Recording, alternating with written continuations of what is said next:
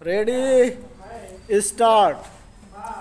बहनों, भारतीय स्त्री जाति की प्राचीन गौरव, गरिमा एवं उच्च परंपराओं को ध्यान में रखकर न केवल आपको शिक्षित होना है, बल्कि शिक्षा समाप्त करने के पश्चात पुरुषों के साथ सहगामिनी बनकर आपको सब दिशाओं में कदम बढ़ाना है। स्वतंत्रता प्राप्ति के बाद अब राष्ट्र के नवनिर्माण के कार्य में आपको भी उचित रीति से भाग लेना चाहिए। यह सब तभी संभव हो सकता है जब हम वर्तमान शिक्षा पद्धति की कमियों एवं दोषों को दूर कर उसको अपने अनुकूल एवं उपयोगी बना सकेंगे। इस संबंध में भी देश में परस्पर विरोधी विचारधाराएं प्रचलित हैं।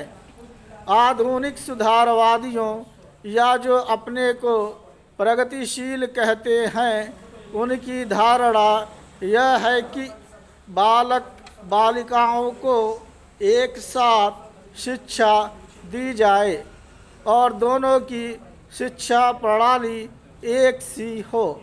उनका यह भी विचार है कि स्त्रियों को न केवल शिक्षा पद्धति में ही बल्कि अन्य क्षेत्रों में भी पुरुषों के बराबर के अधिकार मिलने चाहिए तथा उन्हें संपूर्ण सामाजिक स्वतंत्रता होनी चाहिए। उन्हें समाज के समस्त व्यवसाय और व्यापारों में समान रूप से भाग लेना चाहिए और शिक्षा प्रणाली की रचना इन सब के अनुकूल होनी चाहिए। दूसरी ओर कट्टरपंथियों के विचार इनके विपरीत हैं। इस प्रकार स्त्री शिक्षा और अन्य बातों के संबंध में हमारे देश में वर्तमान समय में परस्पर विरोधी विचारधाराएं प्रचलित हैं। इन दोनों में से कौन सी विचारधारा उपयुक्त हो सकती है और किसके द्वारा हमारी संस्कृति एवं सभ्यता फल फूल सकती है, इस पर हमें ध्यान देना आवश्यक है।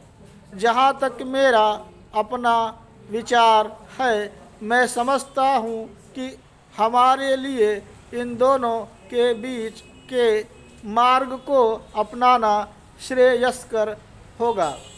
वर्तमान शिक्षा पद्धति के आदर्श एवं उद्देश्यों में जो दोष पाए जाते हैं, उनके अतिरिक्त वह बहुत महंगी सिद्ध हो रही है।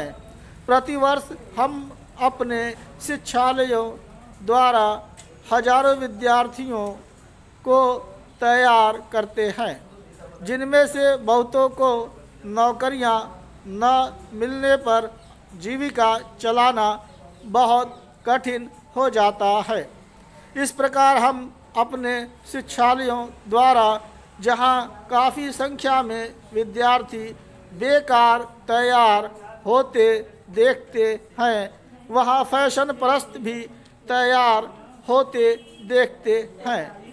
हमारे साधारण गृहस्थ घरों की लड़कियाँ जब प्रारंभ में आधुनिक शिक्षालयों में प्रवेश पाती हैं, तो धीरे धीरे वे भी वहाँ की फैशन परस्ती की शिकार हो जाती हैं और सुंदर सुंदर बहुमूल्य साड़ियाँ एवं भांति भांति की साज श्रृंगार की वस्तुओं की नकल करने लगती हैं, जिससे अपने माँ बाप या अभिभावकों को पर्याप्त मात्रा में व्यय कराने के संकट में डाल देती हैं।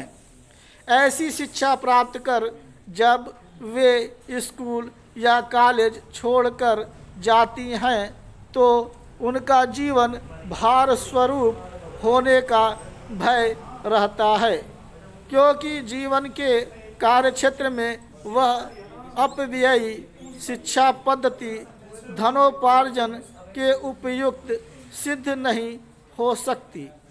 यह नौकरी की आशा भी नहीं कर सकती और अंत में यह शिक्षा उनके लिए निकम्मी मालूम पड़ती है। इसलिए हमें सचेत होकर सोचना है कि क्या वर्तमान शिक्षा पद्धति ही हमारे लिए उपयुक्त है।